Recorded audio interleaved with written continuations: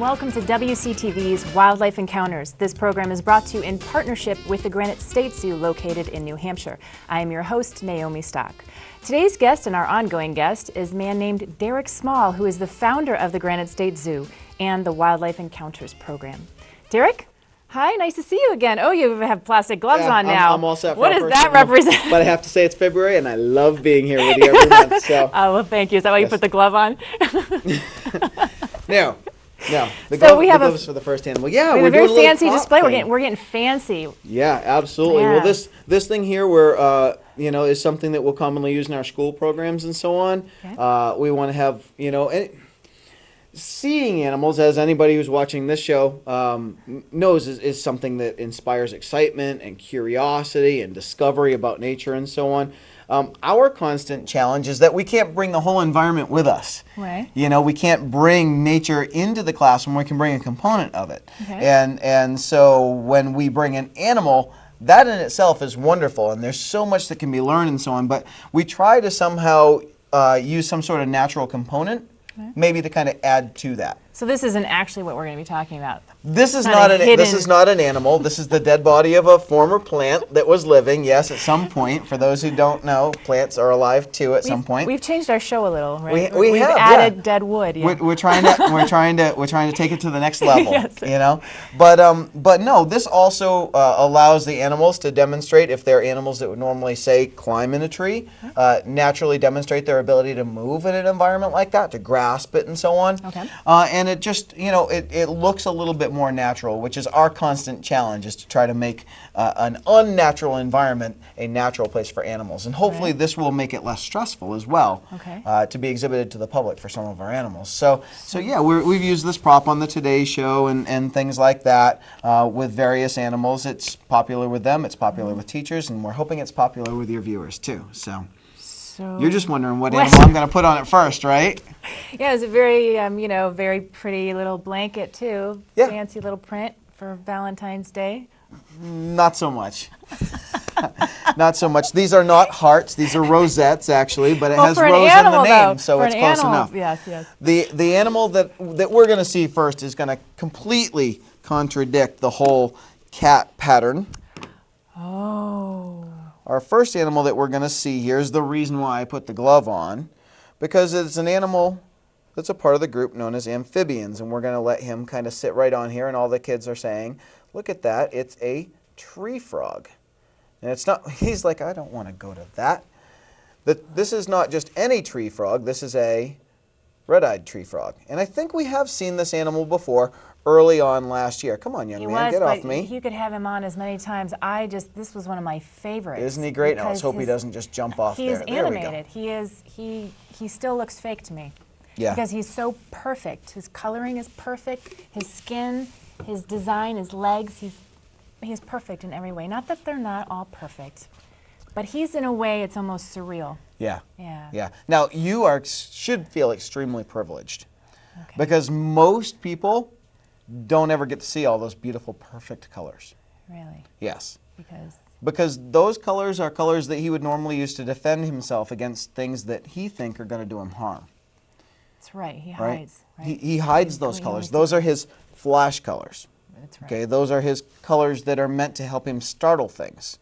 Big red eyes, blue on the sides, orange hands and feet are his flash colors. So when he was in here, all of those were folded up because he was sleeping. This is not what he lives in. This is just his little car seat. It's his transport. Like most little kids, you fall asleep on the drive, right? And so he was kind of sleeping in here with his eyes closed and his legs folded up, and the only color that you could see initially was the green that covers his back and much of his head and certain parts of his legs.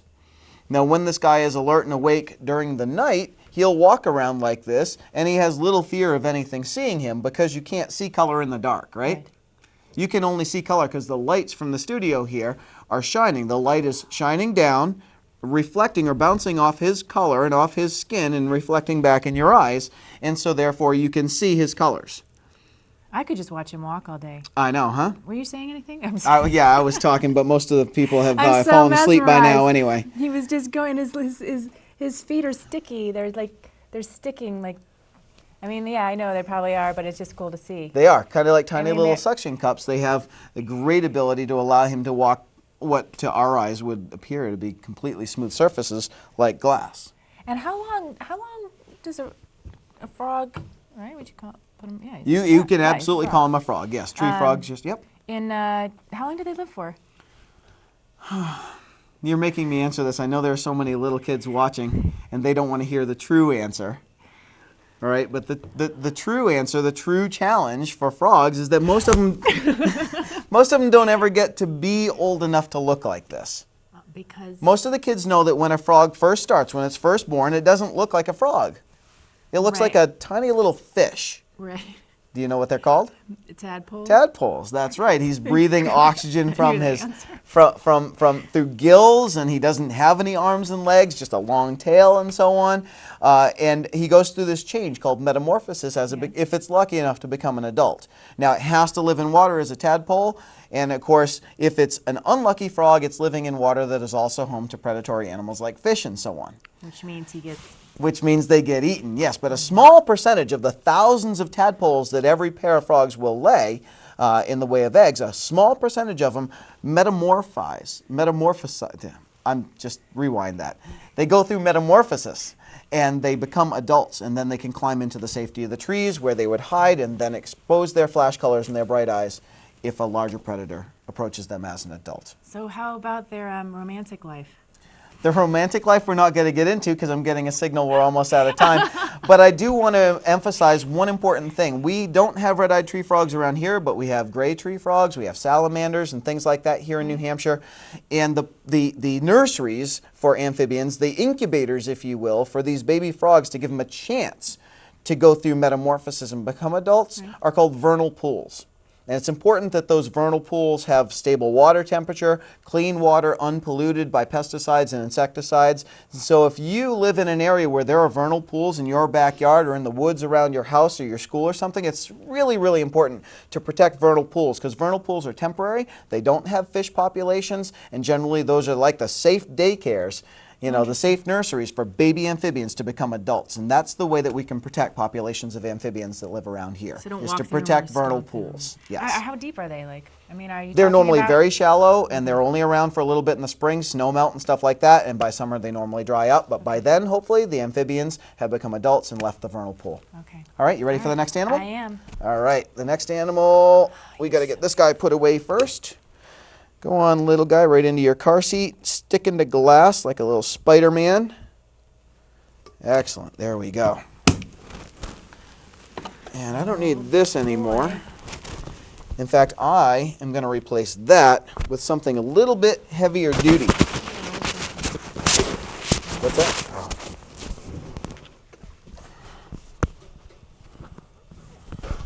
That's because my boss didn't clip it on. The producer didn't clip it on, so it's falling off. This is the first time this animal has come to be a part of the TV show. And this guy here is a relatively recent rescue to the zoo.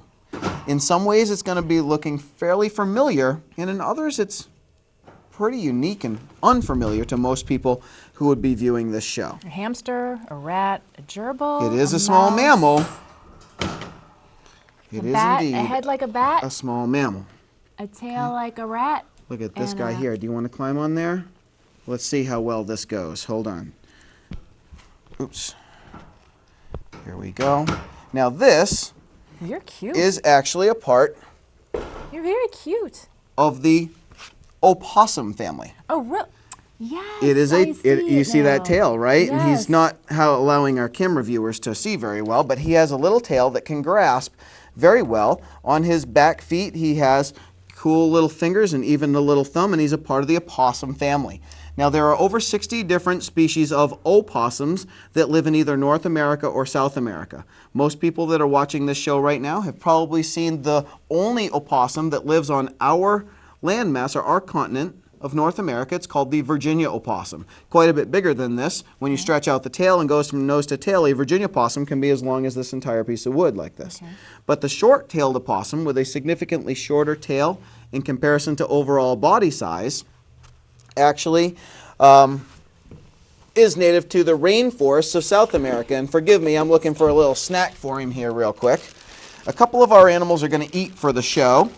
He's coming down He's the coming mountain. down. He's checking things out.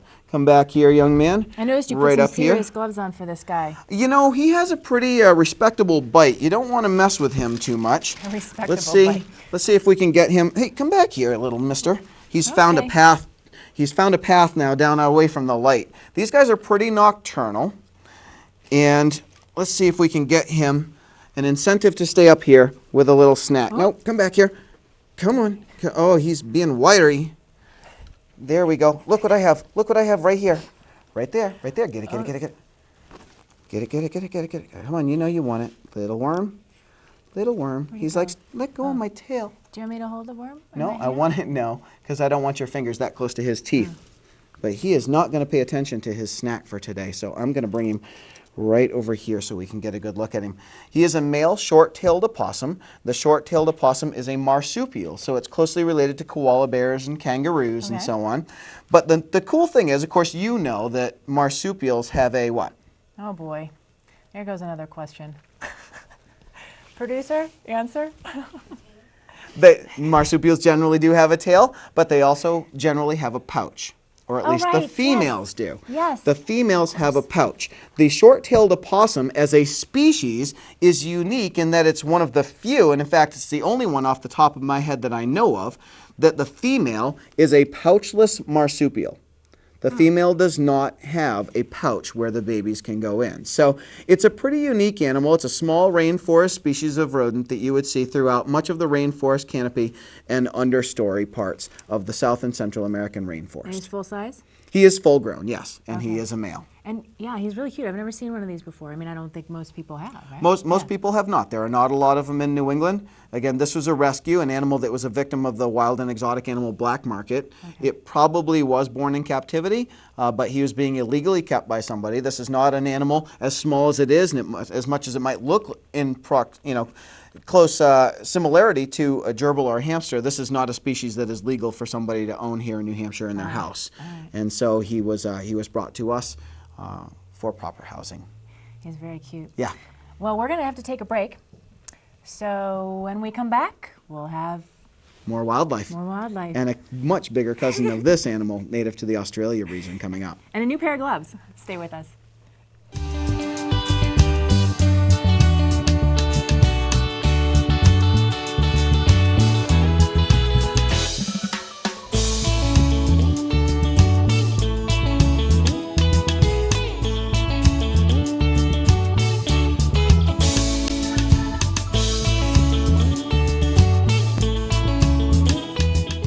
Welcome back to Wildlife Encounters. We're here with Derek Small, and we're having a great day here. We have some new construction going on, but so who do you have for us next? We're having a whole lot of February fun, aren't we? Yes, we are. Oh my goodness.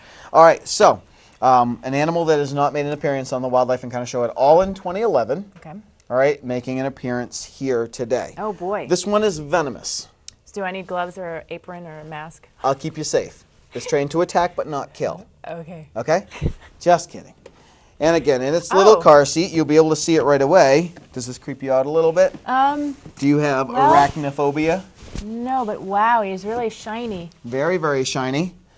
I'm going to take him out here real quick and let him walk around on the table.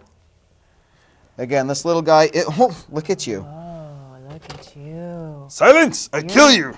You're kind of Sorry, that's probably copyrighted by Jeff on Comedy Central or something, right? But you're putting your finger, oh, it's in his tail. Yeah, the venom is in the tail right there. This is known as the emperor scorpion. Most of the kids will recognize this as a scorpion. Kind of looks like a little land lobster, right? Right. Big claws, which are technically known as pedipalps. They're kind of like arm appendages that don't support the animal's weight. The animal has 4 legs on either side that actually do support weight. And so therefore, by definition, this animal is a part of the same family of animals that daddy long legs and tarantulas and things like that are, this is an arachnid. Okay. And so when I ask you arachnophobia, if you're arachnophobic, Am I that would be an animal that's afraid of arachnids or eight-legged animals. But like all of them, if you count the appendages called pedipalps, kind of like the little arms, then it actually would have a total of 10. Oh. And with a very long tail, this animal's just got stuff coming out of it everywhere. The emperor scorpion that we're seeing here today, turn around for the camera, little one. The emperor scorpion is the largest of all scorpion species on Earth. Oh, he is. Generally regarded. Now, this one is not full grown. I've seen them twice this size approximately. Okay. All right. But a general rule, all right, and emperor scorpions are commonly seen, in everything from the movies to even in some states where it's legal. You could even see them in pet stores and so on. Not a big fan of people, especially kids, having in their bedroom, in their house, potentially dangerous venomous animals. Sure. But the emperor scorpion is seen so commonly everywhere because, first of all, their venom, not that powerful. Not much. So if you got pinched. If I get stung, yeah, it actually, if you look down here at the tail, all right, you may be able to see that it curves up around, and then it has a little bubble there at the end, Yeah. and then it has a little stinger that hangs down there. Right. So what this animal would often do is grab something small in the pedipalps, or the claws here, hold it still, but if its power in crushing is not enough to subdue the animal, then it will bring the tail over the top and actually sting it. So it has to go over the top. It Yeah, doesn't, it comes go back. right over the top and injects its venom. Okay. Okay? So the venom of this animal is about as powerful as a bee sting. Okay.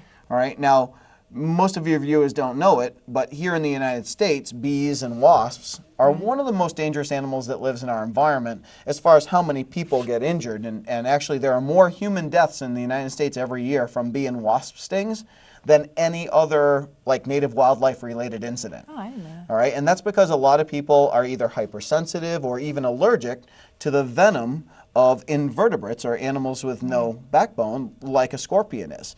And so one reason that you won't ever see, any of, you won't see me, you won't see any of our handlers either holding these animals on our hand, crawling around on us, tarantulas and stuff, with the bare skin, much less putting them on other people's bare skin, is because even though the chance may be very, very slim, there is always the chance that a tarantula could inject venom, or this animal could inject their venom. Right. And if that did happen to you, first of all, that's going to be painful. Second of all, if you were sensitive to it or allergic, then things could be really, really bad, and we'd be rushing to the hospital and so on. So we would rather teach by example that these animals, as fascinating as they are to see and so on, and be able to get up close to and so on, are not animals that you should just, it's not a toy, you don't play with it. And they do have ways of defending themselves that, as small as they are, and as easy as they would for our big bodies to just kind of, Sure.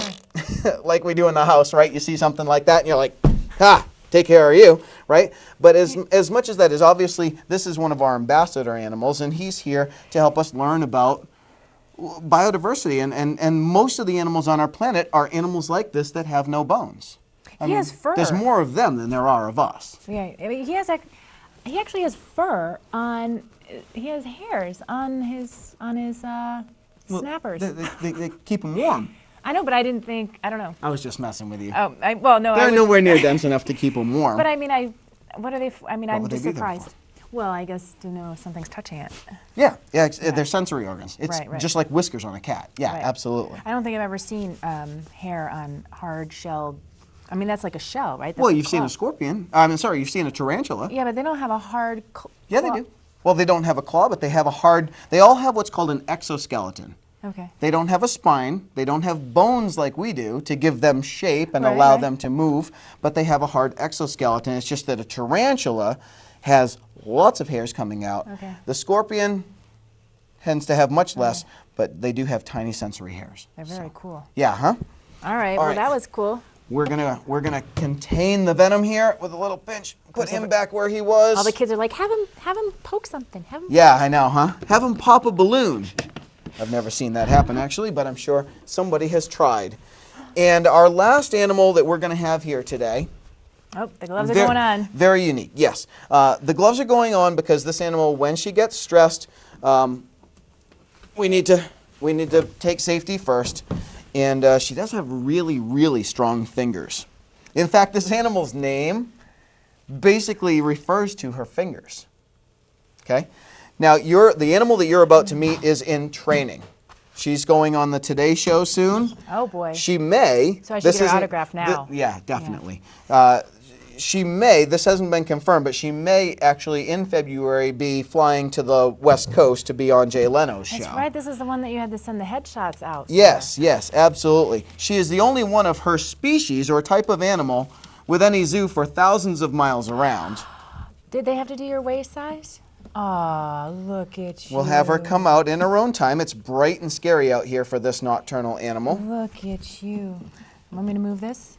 I'll put it down in just a second. And as soon as I take this off, I'm going to have you move our little tree prop to the center of the table. Vanna White is here. And I'm going to put her on this. And this animal here, do you have any idea what kind of animal it is? Oh, I think she smells the tree frog that was on here before. What kind of animal? What kind of animal is this? It has a possum's tail, right? It has a possum's tail, and you are on the right track. It is a part of the possum family. A bit of a bat? No? Oh, you're not going to jump, are you? What do you think? Oh, yeah, she's a jumper, that's for sure. Here, let's give her a little snack. Come on, young lady, snack time. Awesome. Oh, I like that. Oh, no. That was so cute. She just Hold on. smacked you. Yeah, she did. She's like, stay away from But me. she was so gentle about it. Easy. I know the lights are bright. There you go. Oh, Little yeah, snack. you can see her Little snack. squinting her eyes. There's something really yummy. Oh, hey, no, you missed the worm. What we're giving her here, what we're offering is known as Zophobus moria. And it is a small rainforest species of worm. She really can't see well. She's relying an awful lot on her nose, and she missed it again. She's like, is this a game? I know. This is so hard for me. Are these? Because I can't see a thing, and the lights are so bright. This is known as a cuscus. Are these organic? Oh, there you go, sweetheart. There you go. Oh, okay, so this is known as a cuscus. The cuscus is actually a part of the group of animals known as Phalangeridae, or the phalangers, which comes from the phalanges, or fingers. Okay? I'll remember that. I will not remember that Yes, tomorrow. sure you will. And actually, most of your viewers probably know a relatively close cousin of this, not native to the island of New Guinea, where this animal would naturally be found in the wild, but actually native more to Australia. The animals commonly here in the United States known as sugar gliders. A sugar glider. Have you heard of sugar gliders before? I think so. I think you mentioned that once before. Yeah, and we've had them here on the show in past months.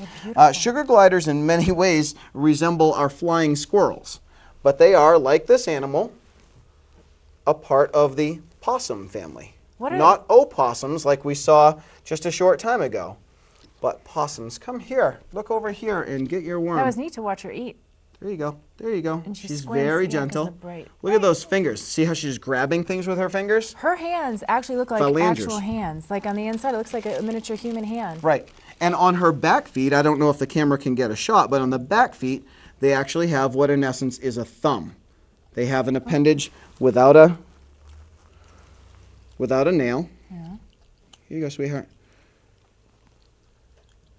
What are those that she's eating? Oops. Zophobus moria worms, and she would see, as you can see, she would eat my finger because she just can't see all that well in this low light. There we go. So she's relying an awful lot on her whiskers and her sense of smell and so on. I mean, literally, those pupils are so tight right now, letting in so little light.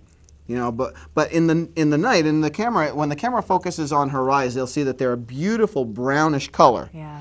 All right, They really are. with very dark, tiny little pupils. But in the middle of the night, this animal's pupils will get so big that you can't see any of that brown at all. And her pupils will dilate out so she can see as well in the dark as you and I can right now in the light. And I apologize that she's not. You might be a movie Facing the way star. we want her to. So she's up to audition. Yes. Or something. Well, you know, endangered species education and awareness is an important thing for us. And this animal here, known as the common gray northern cuscus, is not an endangered species today. Okay. However, it is a rainforest species that lives in Indonesia. And anybody who knows anything about human population, I mean, last Halloween, 2011, we actually surpassed 7 billion people. A little girl was born in the Philippines, and she was the 7 billionth living person on the planet. Wow. So as the human population continues to grow, there becomes less and less space, not only for each other and to grow the food that we need and so on, but also obviously for wildlife. And since this animal lives in an island environment with humans, in an area that doesn't have a lot of business and you know, it's an economy that is based largely on either taking advantage of the ocean-based natural resources or the land-based. This animal here is a rainforest species, and that rainforest is vanishing, as will the animals if we don't protect them. You know, Valentine's Day is coming up. Yes. She have a boyfriend? Do you have a boyfriend? She does not have a boyfriend. Now, interesting that you asked this, because this animal is so unique that actually the San Diego Zoo and many other zoos in the country that do dedicate a significant amount of their space and their finances and their time to trying to find a way to establish genetic banks of captive populations, because they're going to go extinct in the wild. There's no such thing as a wild place. Humans and our population and our use of natural place will control whether species become extinct or survive. Okay. But with many species like this that live in the rainforest in impoverished third world countries, the only way to save them is to save them in captivity. And so she may very well at some point in the future move on to the San Diego Zoo to be a part of establishing a United States-based captive breeding program for this species. And she may be key to saving the species from long-term extinction. Wow, you have quite a future in store. Derek? Yes? Always nice to see you. You too. Thanks for coming on, and yeah, some cool things today. Thank you very much. Yeah, I mean, they are, but they're always, Well, anyway, you're going to get to go home now. She is. Yeah, she's like, it's so bright, I need to go back to sleep. So I will take her, and we'll be back next month. Great. With a bunch of new animals. Thank you for watching Wildlife Encounters on WCTV Windham Community Television. If you'd like to get up close with these or other animals, please contact the local recreation department or go to the Granite State website. Thanks for watching. Till next time.